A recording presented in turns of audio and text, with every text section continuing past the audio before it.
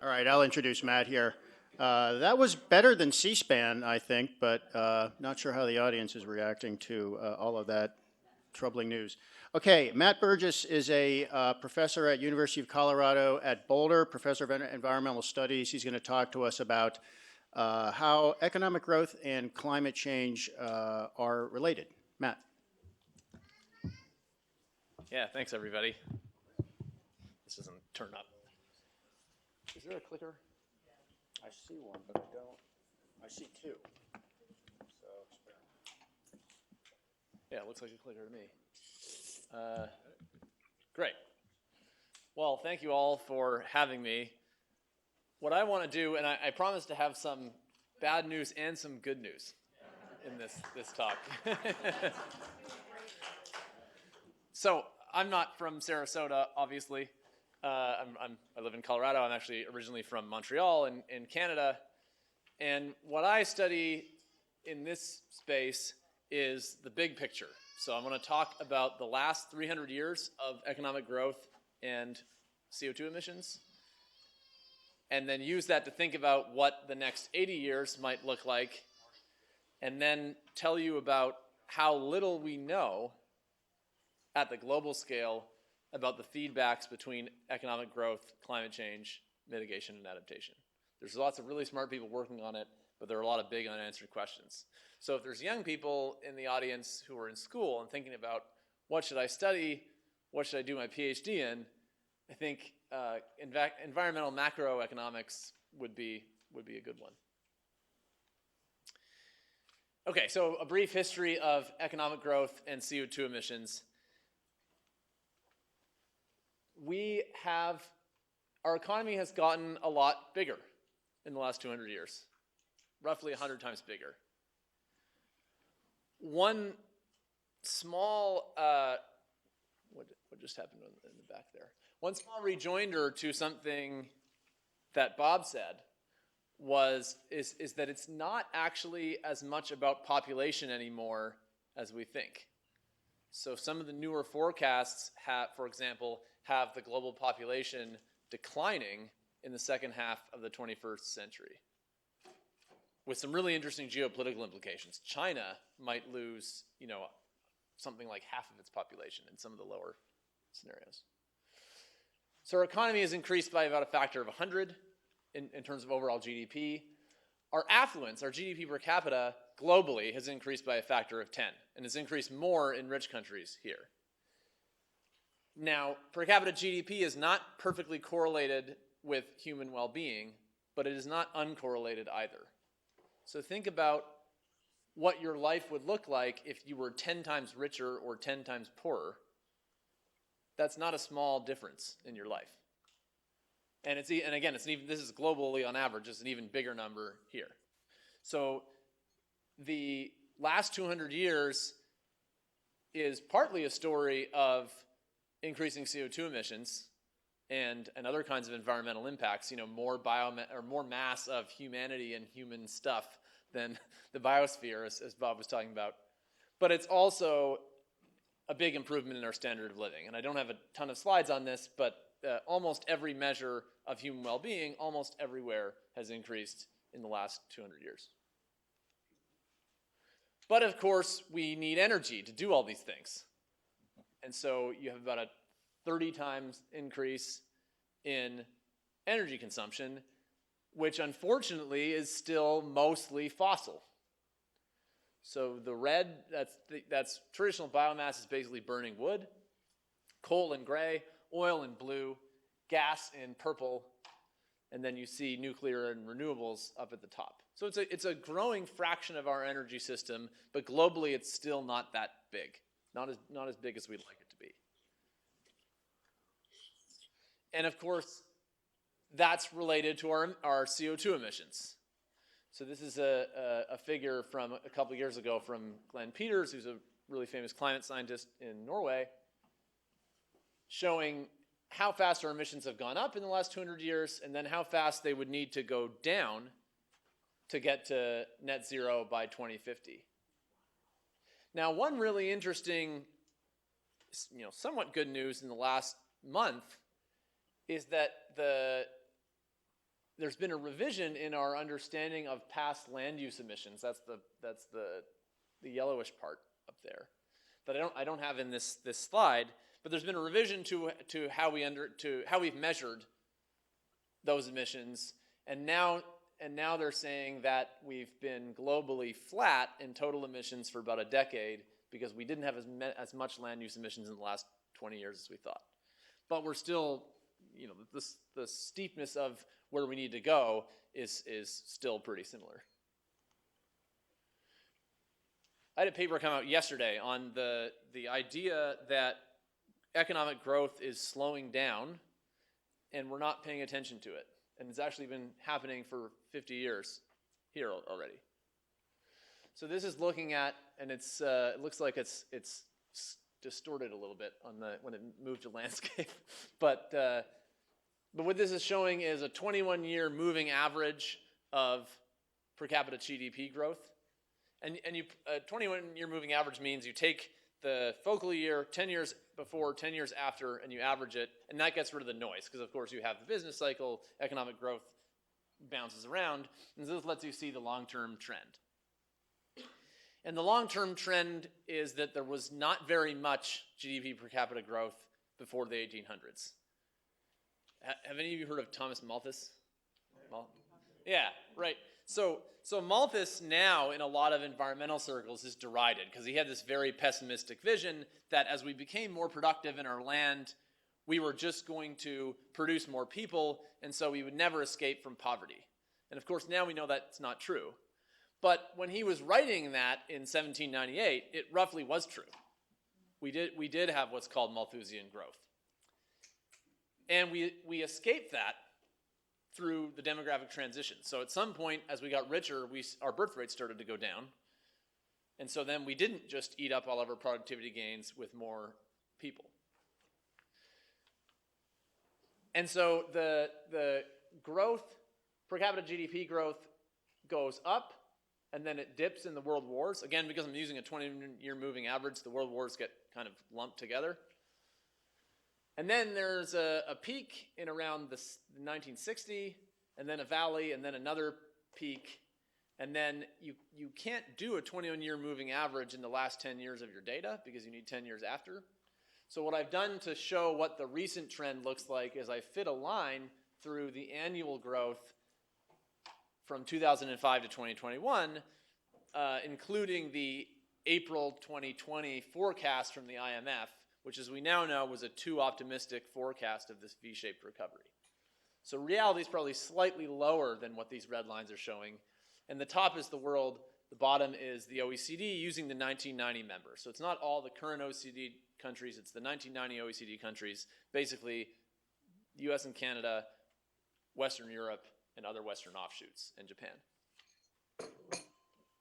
And then the dashed lines are showing these are the highest, medium, and lowest economic growth scenarios that the IPCC is using. They're the so-called shared socioeconomic pathways.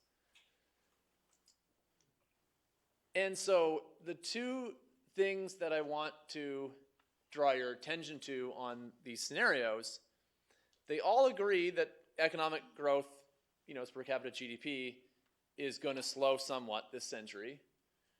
Reality is at least as low as the lowest of them. And there's some reasons to think that will continue, one of which is revising our population projections down.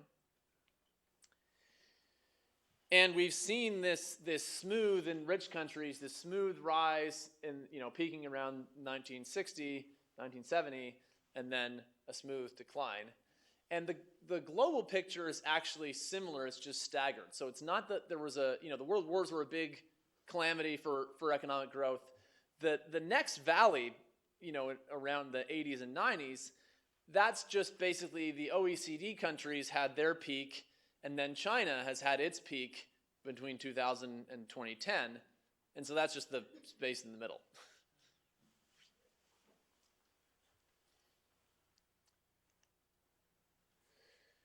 Okay, really interesting.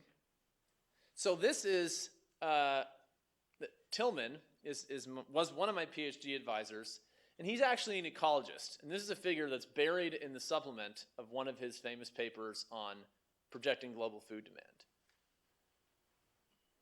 demand. And so one of the things that I've found in my research is that the major economic forecasts have historically tended to be positively biased. So there's a couple of other groups that have found similar things. So I've looked at it for the IMF and for the IPCC scenarios, which are largely based on the IMF and the OECD in terms of their historical projections. There's an economist named Jeffrey Frankel at Harvard who's looked at national governments and found that they're positively biased. The CBO has tended to be positively biased. The Office of Management and Budget has tended to be even more positively biased. Interesting political comparison there. So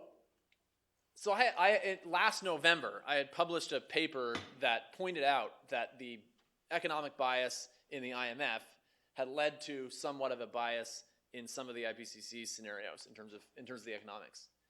And around the same time, Tillman, who was one of my PhD advisors, published this paper that said global food demand and emissions on its own is going to stop us from hitting the 1.5 degree target. And he published this in the journal Science. And I remember thinking, aha, maybe he is over-projecting economic growth, because everybody is.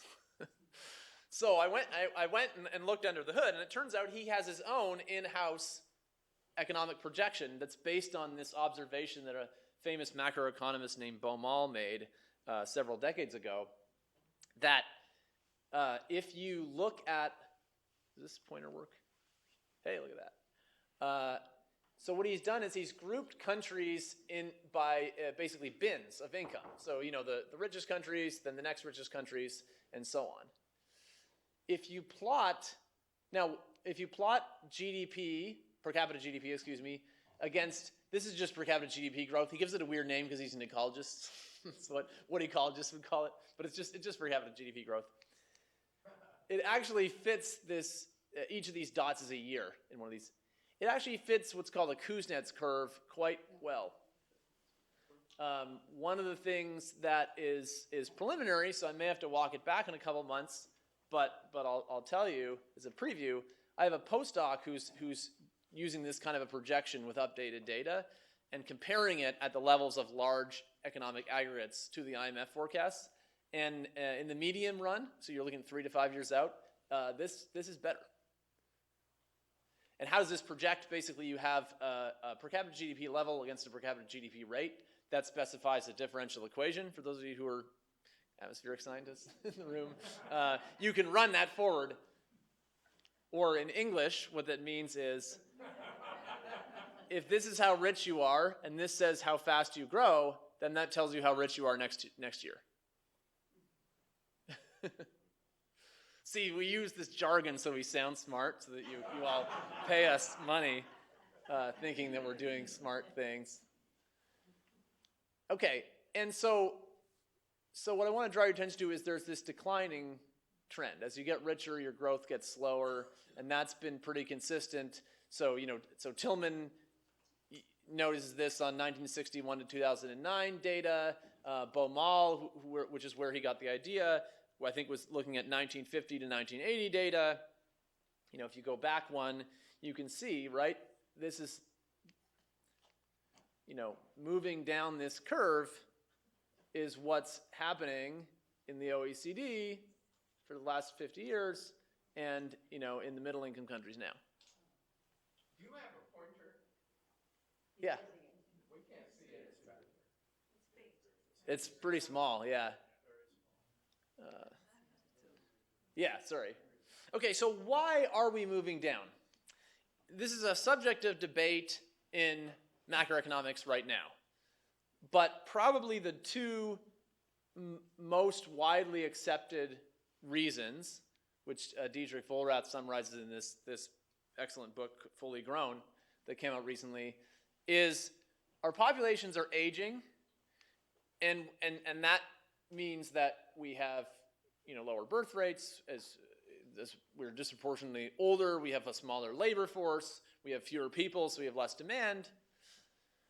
And then the second reason is shifting from goods to services. So the more our economies become based on services, the slower our productivity growth is. And to illustrate that intuitively, consider the following comparison. So there was this famous bomber factory in the 40s that more than doubled its output in the span of a few months just by what economists call learning by doing. Have any of you, this works well in my audience of undergraduates, but we'll try it here. Have any of you ever waited tables? Yeah, okay. All right, good. So imagine waiting tables in the peak of the dinner rush.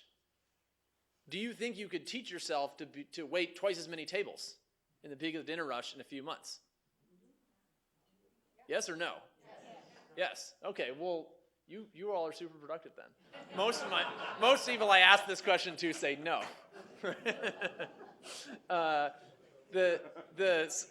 So great, we solved the problem. But the way Volrath explains it, which is quite intuitive, I think, is with goods, labor is an input to the product. With services, it is the product. And so that makes it harder to increase labor productivity in service sectors compared to good sectors. The other thing that happens is, as good sectors become more productive, a well-functioning economy, their prices of labor should go up. You know, in a well-functioning economy, we say you should be paid your marginal product. If you're becoming more productive, you should be paid more.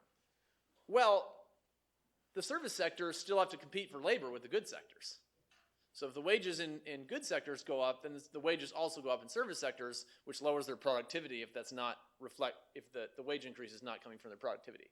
That's called Baumol's cost disease, named after the same Baumol who, as far as I know, first noticed this. Okay.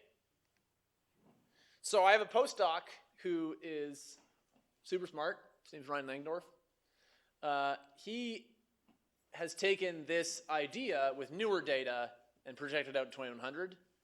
And what you get is a per capita GDP that's on the low end of the IPCC scenarios.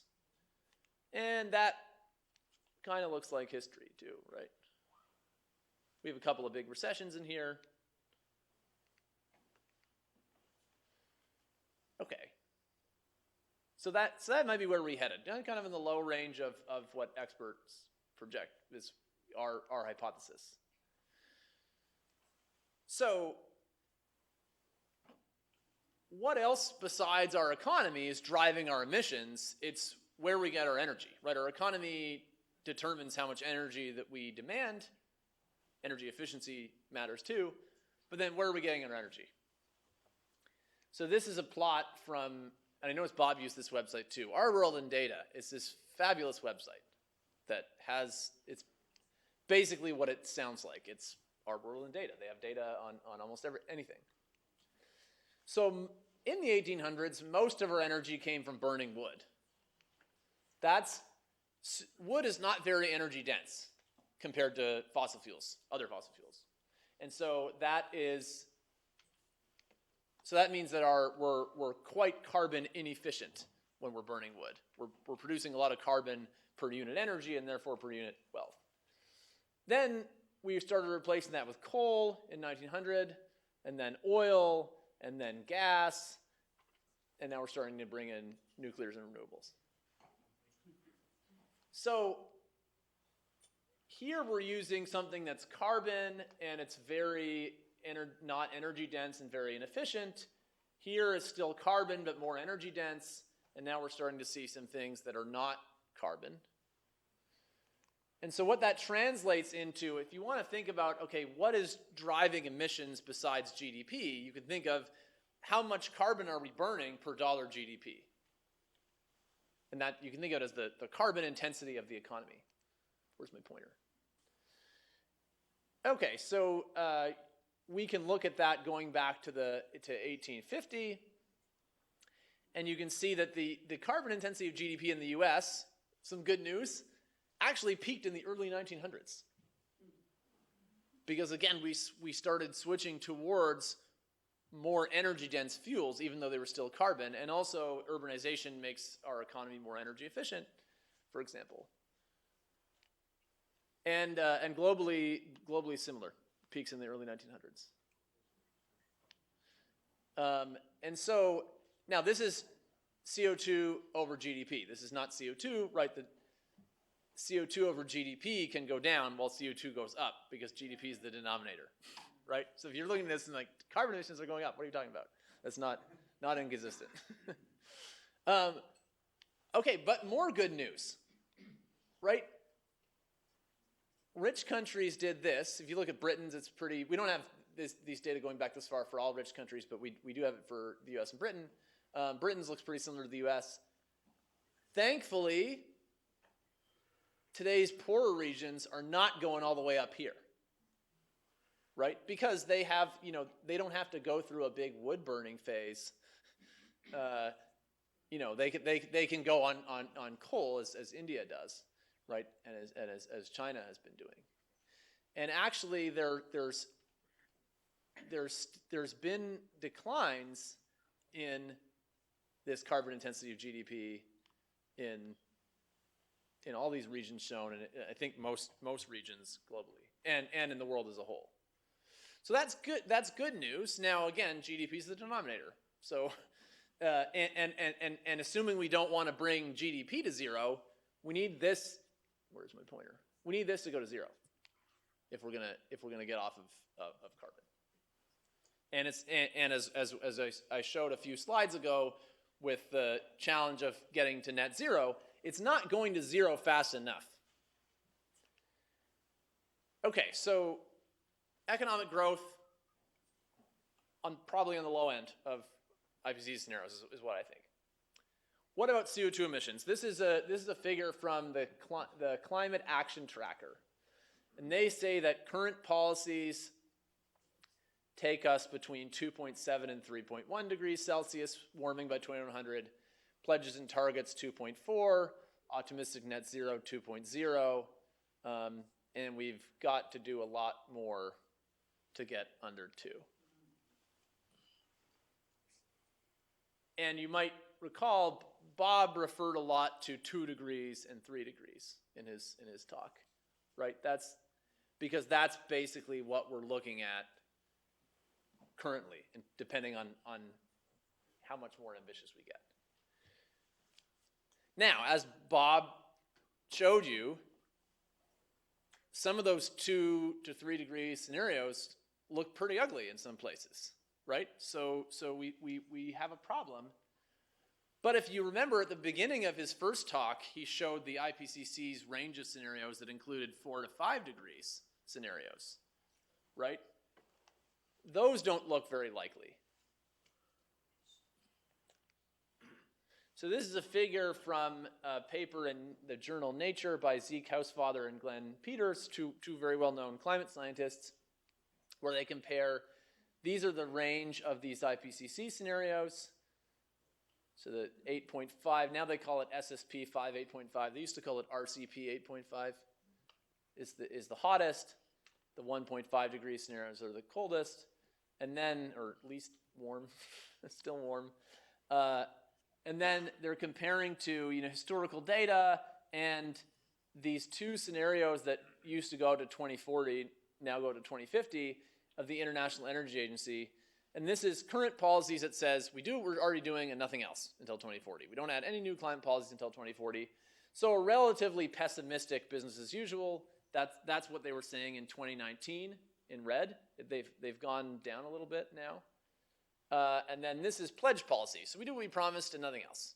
But in terms of specific policies, not these targets that don't come with policies. And so if you look at those, again, this is 2019. They've gotten slightly more optimistic. In fact, they stopped using this one because we keep adding new policies. Thankfully, there's some movement happening now, even though it's not enough. And so they stopped using this scenario because it doesn't make sense anymore. And this one has kept coming down.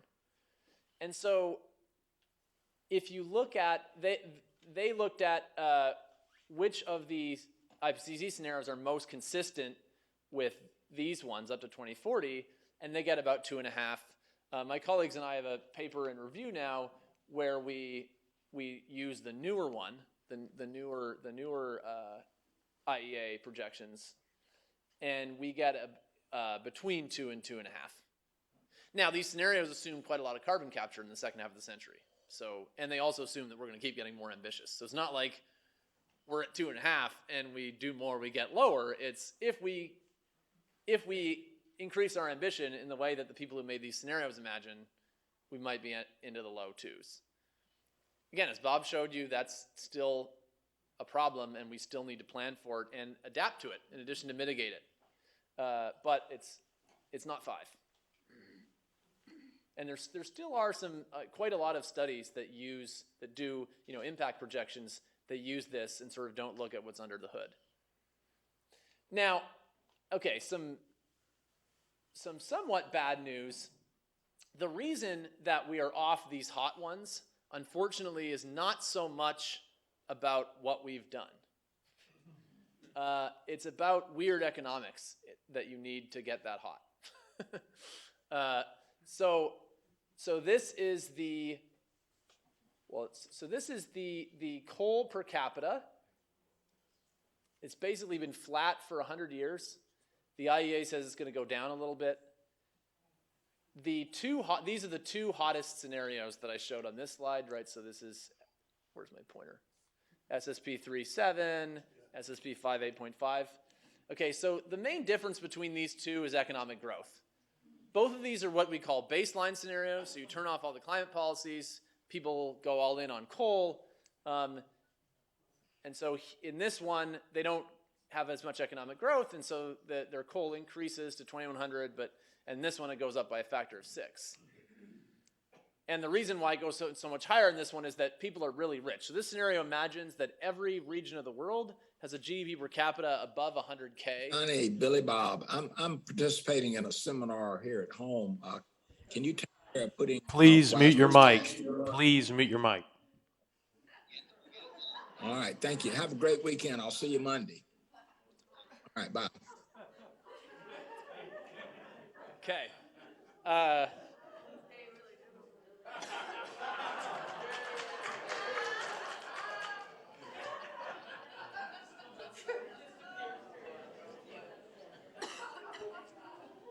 Okay, so basically, the poorest regions in the world have a GDP per capita, an average income above $100,000. So imagine a world where everybody in the world is a Google employee in terms of their income.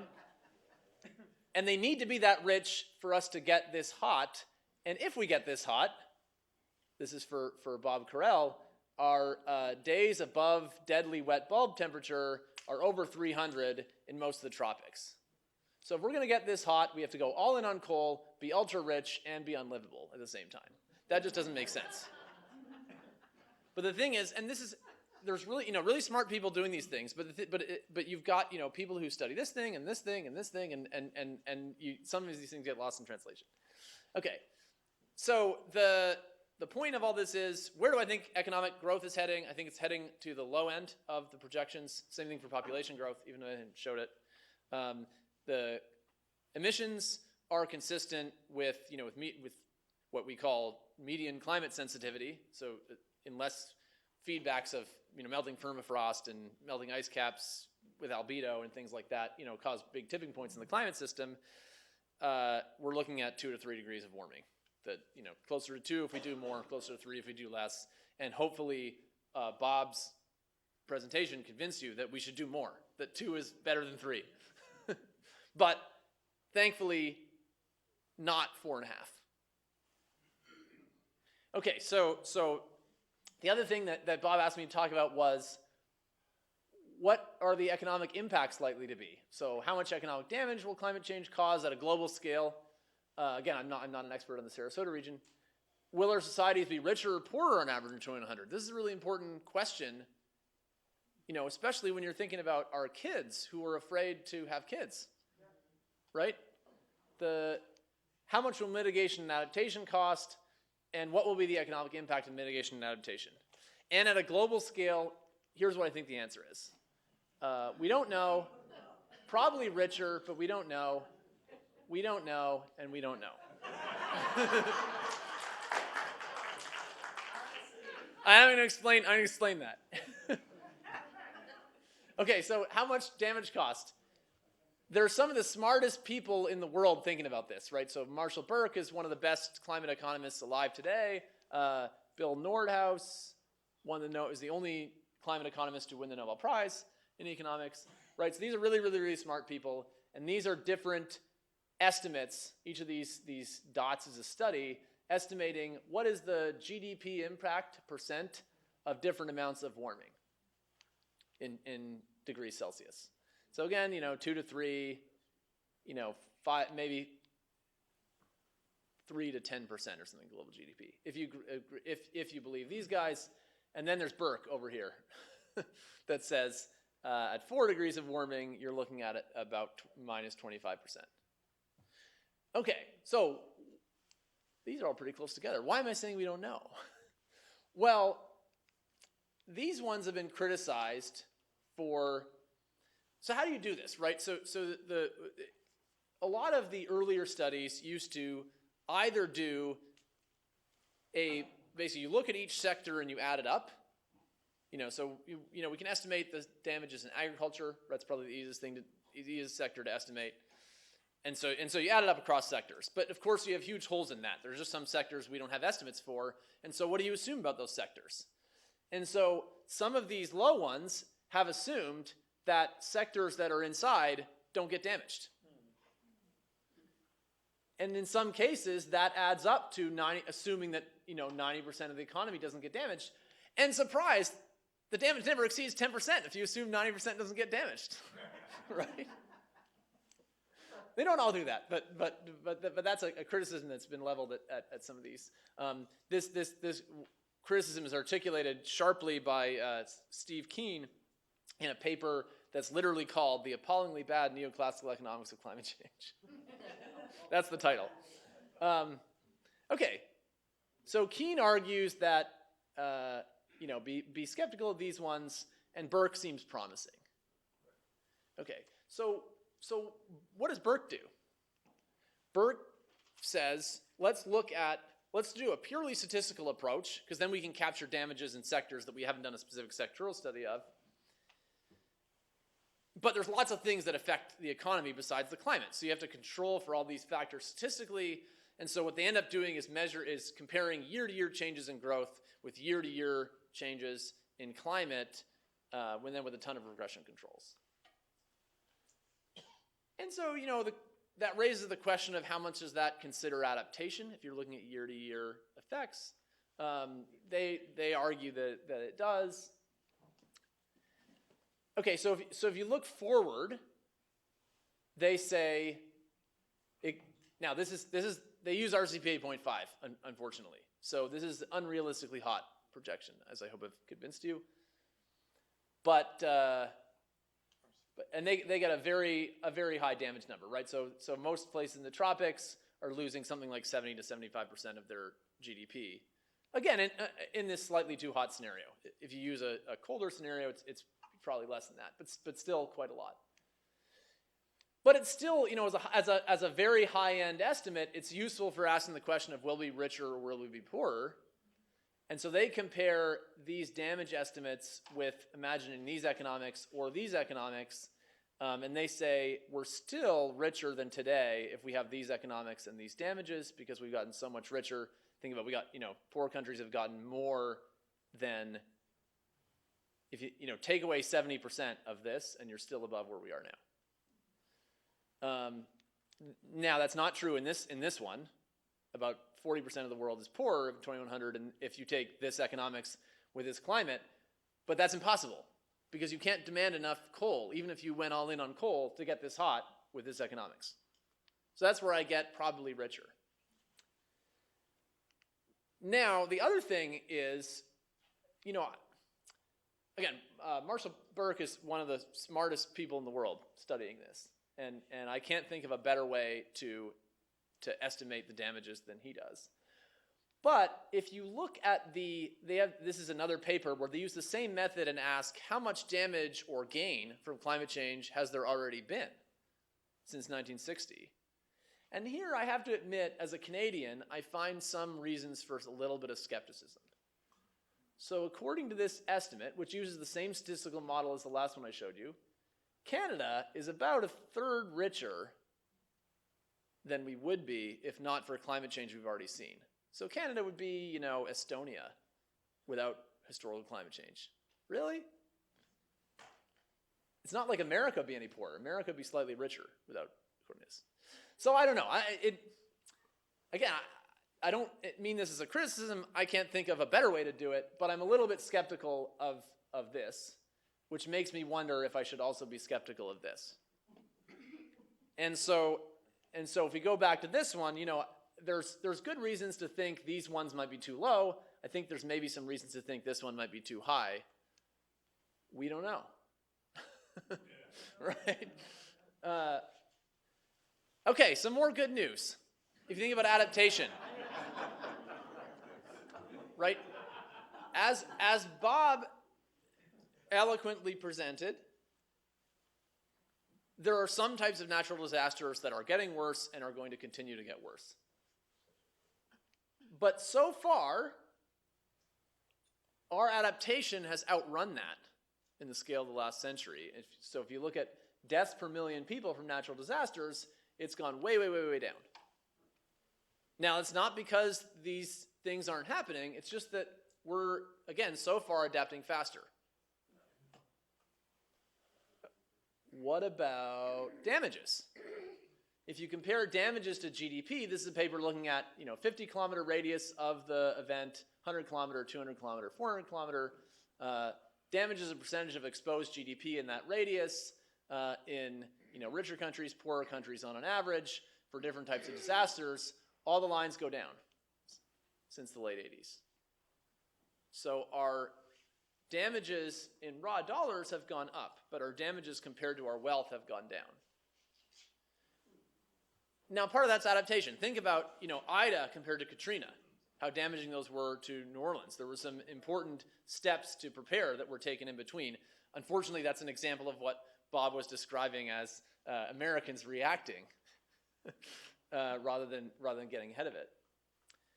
And, it's not, if we don't do something, these lines are going to bend back up eventually, and maybe sooner than we'd like. So one example of where we are already seeing it bend back up a little bit is hunger in sub-Saharan Africa was declining for decades, and in the last 5 years, it started to creep up a little bit, largely because of climate change. So we got to keep adapting to keep this going down, but we also should have the confidence that we can, if we get serious about it, keep improving our well-being. And if you're a young person, you can have children. The global population is going to decline, and starting about 2060, right? So we don't even have an overpopulation problem anymore. Okay, how much will mitigation cost? So the standard way to model this is you have these big climate economy models, you plug in a carbon tax, the bigger the carbon tax is, the faster you mitigate, and then you look at, what's the difference. And so these models, if you assume that your damage function is Burke's, so the high one, you get that the optimal, you really don't want more, no, please don't control my camera. You don't want more than 1.5 to 2 degrees C. So the optimal is to get there because you save yourself huge trouble in the future. But in the near term, there's a small cost to retooling our whole economy in these models, right? So the models predict if you go on, so the new IPCC assessment reports, working group 3, which is the one that has economics in it, isn't out yet. If you go to the previous one, they say that your 1 to 10% of consumption change, assuming modest to stringent mitigation targets. So that's an estimate of the cost of mitigation. Okay, I think I've lost control of maybe she took control of my camera. I can't advance the slide anymore. Sorry.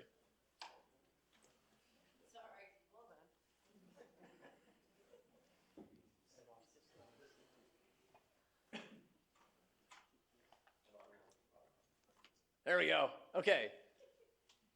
So what will the cost of adaptation be? I don't know of any large-scale estimates. I couldn't find one in the most recent working group 3 of the IPCC.